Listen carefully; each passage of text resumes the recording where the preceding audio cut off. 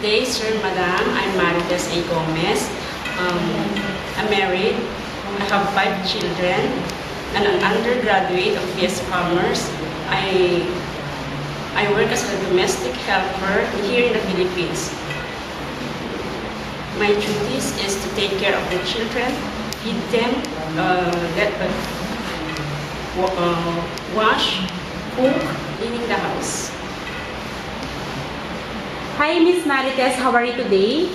Sir, madam, I'm fine, thank you. What do you think are the right attitude and characteristics of a good domestic helper? Sir, madam, the good characteristics of a good domestic helper is to be a down-hearted person, kind, generous, patient. Okay, so can you tell us the proper way on how to take care of children? Sir, madam, the proper way to take care of the children is to bathe them every day. If they're sick, I just sponge them and let them take the medicine and feed them on time. So what if you commit a mistake and the emperor scolds you? What will you do?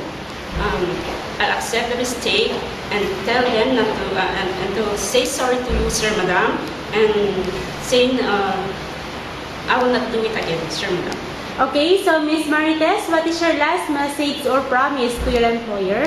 Sir, madam, if you will take me as your DH, I promise to give you a good service, and this is for my family.